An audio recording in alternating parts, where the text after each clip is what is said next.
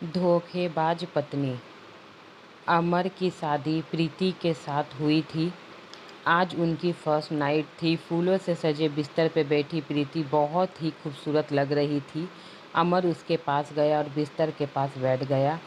उसने प्रीति के हाथों में अपने हाथ को थाम लिया। अमर ने जैसे ही यह कहा, प्रीति ने अपना हाथ खींच लिया। अमर ने फिर से उसका हाथ पकड़ा और उसे गले लगाने की कोशिश की तो प्रीति अपना सिर नीचे झुकाकर बैठ गई। अमर ओहो शर्मा गई, लेकिन तुम्हारी इस अदा मुझे भी दीवाना बना दिया है। प्रीति चलो अब शर्माना छोड़ो और भूल जाओ सब कुछ। प्रीति जी वो अमर, अरे क्या हुआ, खुलकर बोलो जो बोलना है। अमर के अनुरोध पे प्रीति ने जो कहा वह उसे बहुत ही अटपटा लगा। अमर, ये कैसा मंत है, मन्नत मांगी है तुमने। प्रीति जी होता तो है, लेकिन मैंने शादी से पहले ही आपकी लंबी उम्र के लिए, हम दोनों का प्रेम खूब बढ़े, इसके लिए मन्नत मांगी थी। मन्नत मांगते वक्त ये कहा था कि शादी के 1 महीने बाद मैं अपने पति के साथ खुलकर प्रेम करूंगी। 1 महीने तक हम ऐसे ही रहेंगे तो इसी कमरे में, लेकिन एक दूसरे से संपर्क नहीं करेंगे।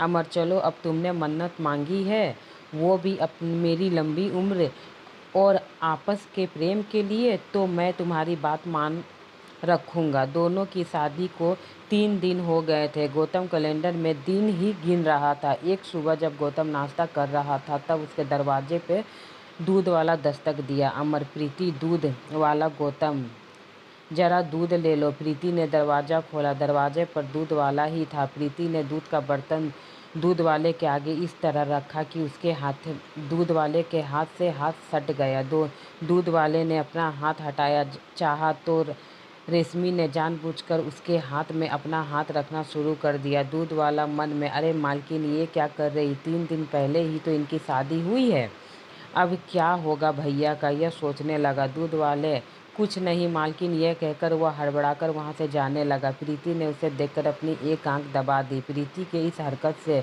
उसे जोर का झटका लगा और वह पूरे रास्ते यही सोचता गया कि अमर जी के शादी गलत लड़की से हो गई है। बताओ, 2 दिन हुए शादी को वो पराए मर्द को सिर्फ छू रही है, बल्कि आंखें भी मार रही है। छी छी, घोर कलयुग आ गया है। एक दिन अमर ऑफिस गया था तो कपड़े लेने के लिए धोबी उसके घर आया। धोबी, मालकिन आपके कपड़े निकाल कर रखे हैं ना। कपड़े निकालकर प्रीति ने इस बात का अंदाज नहीं की कि धोबी सोच में पड़ गया। धोबी जब कपड़े लेकर जाने लगा तो प्रीति ने उसे देखकर भी आंख मार दी। रमन लाल ने जहन में भी वही सब चलने लगा जो दूध वाले के जहन में चल रहा था। प्रीति का यह बर्ताव धीरे धीरे मोहल्ले वालों में चर्चा का विषय बन गया था। एक दिन जब अमर ऑफिस से घर लौट रहा था तो सोसाइटी के गेट पे खड़े गार्ड ने उसे कहा, गार्ड, राम राम साहब।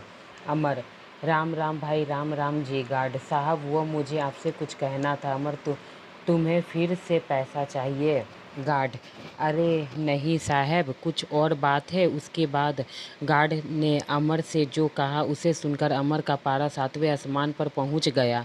अमर, तुम पागल तो नहीं हो गए हो? होश खो दिए आपने?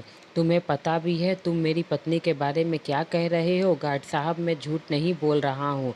आप जब ऑफिस चले जाते हैं तो मेम साहब हर दिन मुझे बुलाती है, कभी मेरे हाथ पकड़ती है और कभी आंख मारती है। अमर देखो, तुम बर्दाश्त की सीमा पार कर रहे हो, नहीं तो तुम्हारी शिकायत मैं सोसाइटी में कर दूंगा, तुम्हारी नौकरी चली जाएगी। अमर ने रूम पर गया। अपनी बीवी से उसने कुछ नहीं कहा और दूसरे दिन वह ऑफिस के लिए अच्छे से तैयार हो गए, जैसे उसे किसी ने कुछ कहा ही नहीं। वह ऑफिस के बहाने घर से तो निकल जाता है पर ऑफिस के आधे रास्ते से घर वापस आ जाता है और जाकर अपने रूम में चुपके से एक कमरे में छुप जाता है अपनी बीवी की हरकत देखने के लिए। जब दूध वाला आता है वह दूध वाले के साथ वही करती है जो गार्ड ने बताया था, जो पहला बार की थी, हाथ पकड़कर आंख मारना। फिर धोबी वाले कपड़े देने के लिए आते हैं, वह उसके साथ भी यही करती है। फिर वह गार्ड को बुलाती है फ़ोन करके। मैं एक रूम से सब देख रहा था और मुझे विश्वास नहीं हो रहा था कि मेरी बीवी है जो ये सब हरकत कर रही है।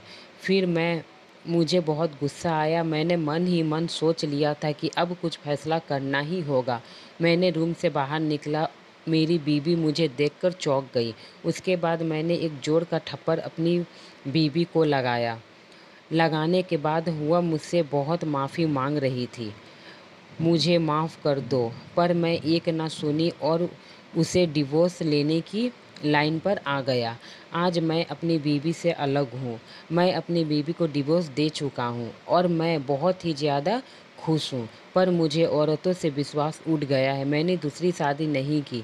मैं नहीं करना कहता कि हर लड़की एक जैसी होती है, पर मेरा दिल टूट सा गया। मैंने जिसे सच्चा दिल से प्यार किया, जिससे मैंने शादी किया, उसने मुझे धोखा दिया। ये मुझसे कतई बर्दाश्त नहीं हुआ। इसी के कारण मैं आज भी दूसरी शादी नहीं किया। मैं अकेले अपने जीवन में खुश हूँ। फ्रेंड, ज़रूरी नहीं कि हर लड़की हर लड़का ही गलत होता है, पर किस्मत खराब होना हो तो यह सब ज़रूर होता है। तो शादी करने से पहले अच्छे से जांच पड़ताल कर ले, उसके बाद ही शादी करें। फ्रेंड, मेरी ये कहानी आपको कैसी लगी? अच्छी लगी हो तो मेरे चैनल को सब्सक्राइब करें और मुझे कमेंट करें कि मेरी कहानी आपको कैसी लगी। अब मेरे चैनल में अगर नए हो तो चैनल को सब्सक्राइब करें और अपना प्यार बनाए रखिए। Thank you friend.